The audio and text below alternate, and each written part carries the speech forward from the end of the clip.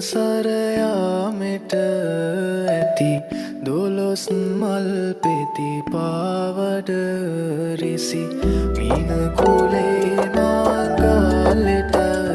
සිරි මුතුරනින් කිරුවායද